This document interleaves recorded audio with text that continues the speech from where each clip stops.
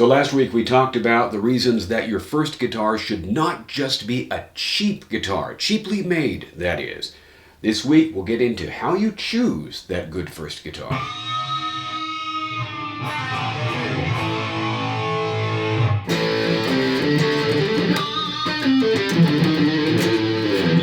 So, right, first, thanks for clicking on this video from the literally millions you have to choose from. I really, really appreciate it. Thank you. So here are the characteristics of a good starter guitar. One that you can play well and that can grow with you for a while. Capacity for low string action, an easily playable neck, at least one humbucking pickup if you want to play hard rock or metal, no vibrato, larger frets, reliable tuning machines, and the mystery quality that we'll get into right at the end of the video. First, 3 basic methods of research, of learning the stuff you need to learn. The first is do your research. I'll give you some pointers here in just a moment. Second method, ask someone who does know about guitar and whose opinion you trust to help you out. Third method, take your research and your guitar knowledgeable friend, go to a brick and mortar guitar store and try some guitars for yourself. Oh, and real quick, before we go any further, everybody, if you like this video, please consider subscribing, give it a thumbs up, leave a comment, share it with someone else who might find it of some use. That would really help me out. Alright, first method of finding out about guitars. Research. Watch some videos, like this one. Read some websites. Familiarize yourself with the terms that you will need before you go guitar hunting. Frets, pickups, neck, fretboard, vibrato, bridge, stuff like that. Know what to call the things that you are looking for, so when you go to a guitar store, you can communicate with the staff and they can hopefully help you out. Once you're familiar with the terms, browse some websites to see if you can, find half a dozen guitars that look like, at least from reading about them, they might work for you.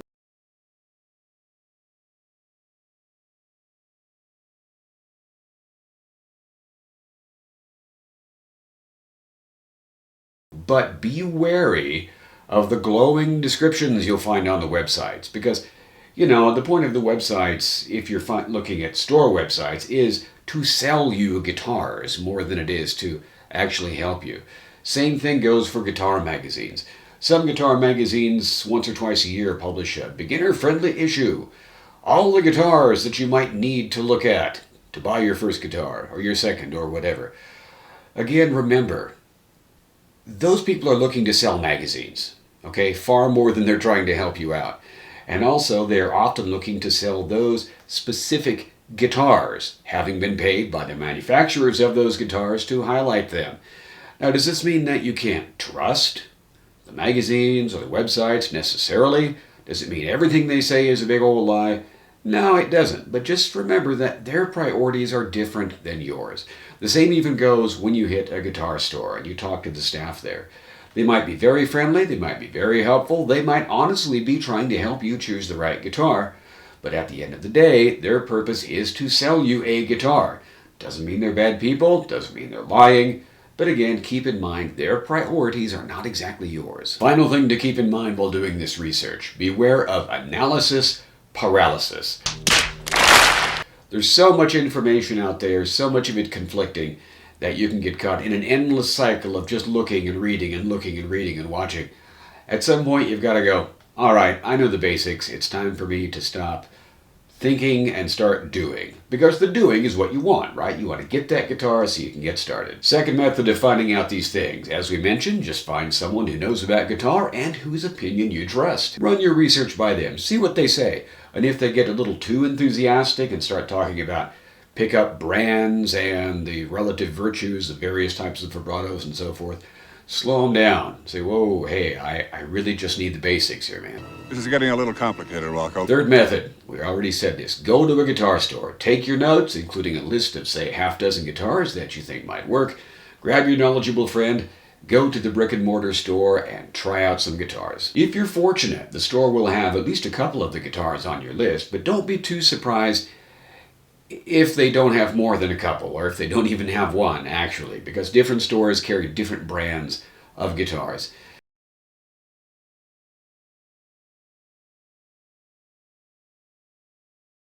And the harsh reality actually is that many of us don't have a brick and mortar guitar store within anything remotely resembling reasonable range that we can go to. There's one guitar store that is less than 2 hours away from me. All they have are Fenders and Gibsons. I can't afford a Fender or a Gibson, and I don't want a Fender or a Gibson even if I could afford them. So the reality is many of us have to do most of our browsing, most of our selecting of stuff online. So that might be how you end up buying your first guitar. We'll talk more about that at the end of the video. And when you get to that brick and mortar store, please remember, don't go nuts trying guitars. Don't try more than, say, half a dozen that day. And please don't go in intending to buy a guitar that day. Go in, try a few, leave, give your mind some time to process, go back the next day, try another half dozen. Because if you try too many at once, you'll quickly stop being able to tell the difference. So try a few, go back another day, try a few more, then make your choice. So now let's talk about the actual stuff you need to look for when you get your hands on a guitar. String action. The action of the string is the height of the string above the frets. The frets are these horizontal bits of metal here. They stick up above the fretboard just a little bit. Oh, the fretboard, by the way, that's the top of the neck, where you push the frets down. The neck is this bit. The rest of this is the body. This is the headstock, and there's some other stuff that we'll get to here pretty soon. Some guitars, mostly but not always professional quality, have super low string action.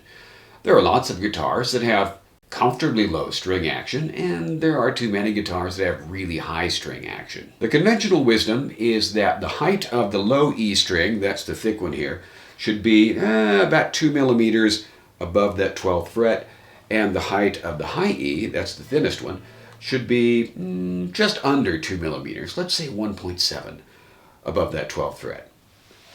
Now, how are you going to know this without a ruler? Well, you probably won't be able to. I mean, take a ruler, sure, do that, that won't hurt. But basically, you're just going to have to, trust your knowledgeable friend to take a look at those strings and tell you if the action looks right. Action means the string height. And ask the guy at the guitar store, if you're fortunate enough to go to one, to adjust the string height down to 2 millimeters above the fret. Because, see, here's the big wrinkle in looking at string action. Most guitars have adjustable string height, meaning you can make the strings higher or lower above the fretboard.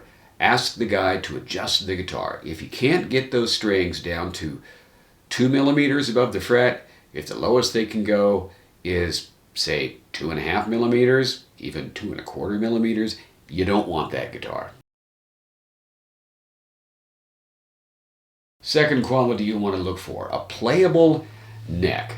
Now, there's two components to this. One is the finish. There are basically two types of finish. Well, three. Sometimes you can find an unfinished neck, but you don't want one of those. Commonly, you'll find what's called gloss finish or a matte finish, which is generally referred to as a satin finish. Which of those you go with is really just a matter of personal choice. I would recommend a satin finish. They're the easiest to move your hand around on. The second quality, though, even more important than the finish, is the size of the neck, the thickness of it. Now, there are multiple what are called neck profiles describing the shape, the curve of the neck below the fretboard, but you don't need to know those. All you really need to know is how well your hand can fit around them. Here's how you check it out. You pick up that guitar, go to the 12th fret, nestle that neck right into your thumb, whatever, and then close your hand around it. Your fingers, your fingertip, and your thumb, they should meet easily and even overlap. That's even better. But if they only meet like that much, that's fine, right? But if they don't meet, or if you have to really stretch to make those things touch each other even a little bit, that neck is too chunky for you. You don't want that one. Humbucking pickups. You really don't need your experienced friend's advice for this one because you can tell pretty much at a glance. Humbucking pickups generally look like this, or they look like this. They're kind of wide, and often you can see it looks like they have two little pickups inside of them. But they can be black and white, they can be just look like one big piece of metal, which is actually just the pickup cover. The pickup itself is underneath it. They can look a whole bunch of different ways, but generally speaking, they're going to look like big rectangles, okay?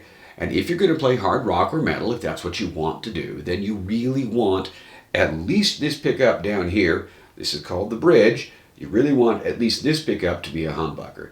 Now, these thin ones here, these are called single coils. And if you want to play country or you want to play just sort of old school rock and roll, sure, single coils are great. They'll do you just fine. But if you want to play hard rock or metal, you got to get a humbucker. And lots of beginner level guitars come with just 3 single coils. So, watch out for those. Next thing, no vibrato. This is a vibrato. Most people call them tremolos or trem systems, and these are, well,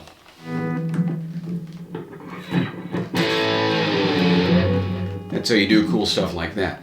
You don't want one on your first guitar. You don't need it. It's just a distraction, and unless you've got a really good one, they are just hell on your tuning. You'll use it a couple times and have to stop and retune, and that's just a pain in the gluteus maximus. So avoid these. Now, again, lots of, quote, beginner, end quote, guitars come with these standard, and they usually come with bad ones that you wouldn't want to use anyway.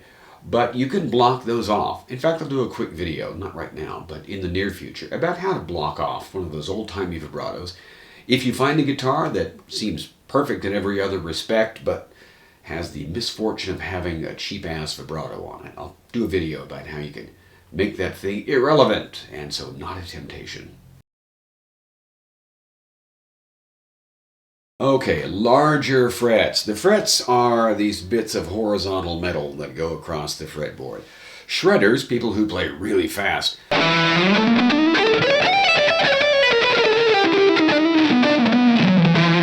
like what are called jumbo frets. And jumbo frets come in various degrees. There's jumbo, medium jumbo, extra jumbo, maybe there's uber jumbo, I don't know. But basically there's jumbo frets and standard frets, right? Medium frets. These are standard frets. They're not particularly big. They do me just fine playing on this guitar. And most people get along just fine with standard sized frets. So, don't worry too much about getting jumbo frets. I just throw that in there because the consensus is they do make playing a little easier once you really get into it, once you kind of know what you're doing and you can move around the neck with your chords and your scales and that sort of thing. But it's difficult to tell at a glance what is a jumbo fret and what is not. So don't worry too much about it. If the description of the guitar says jumbo frets, hey, great, that's good. But if it doesn't say that, don't worry if what you've got are standard frets. Those will probably do you just fine. You want reliable tuning machines. That's these. And that is a tricksy one because there's really no way to tell if these things are reliable until you've played on the guitar for a while. And I don't mean a few minutes. I mean a day or a week or something like that. But if you look at them, if you look at the back and they say Grover or Schaller or Ibanez, maybe even Fender or Gibson, if it has that word on the back of each, of the machines, that means they're branded and they will probably work for you. But just because they're not branded doesn't mean that they won't work. They might work just great. And just because they are branded doesn't mean they won't suck. So, there's really no way to tell if you've got reliable tuning machines until you play on the guitar for a while and see if it stays in tune. Now we get to our 7th quality, the mystery quality. Are you ready? It's going to blow your mind. You have to like how the guitar looks. I know that sounds stupid. But if you get a guitar that, it's met all these characteristics that we've talked about, but you think it's ugly, you're going to be far less inclined to practice. But if you like how it looks, like I like how this guitar looks. Why? Because one of my guitar heroes, Dave Murray from Iron Maiden, has a guitar that looks a whole lot like this. In fact, he has several. So I kind of like this. I feel like Dave Murray when I play this, except that I suck and he's really good. But, find a guitar that you like the looks of. Because if you like the looks of it, if you get a guitar that looks like it wants you to play it, you will be more likely to do so. All right, final thing here. If you don't have a brick and mortar guitar store that you can go to, if you have to do all your shopping online, Well, that's probably okay. Just read the specifications, right? Very, very closely. Look at the guitar. Does it look good? Does it look like it has humbucking pickups? Read the customer reviews and that sort of thing. And if you find one you think is great, before you order it, check the return policy. Because if it gets to you and there's something wrong with it, you want to be able to send it back and not have to pay the shipping yourself. That's about what I've got. I hope this video helped you, and thank you very much for watching it. If you liked it, please subscribe. That would be just great. And if you have any questions about the things we've talked about, ask them in the comment sections, and I will try to provide an answer if I can. All right, that's what I have this week. Come on back soon, and we'll do more stuff. You're awesome. Talk to you soon.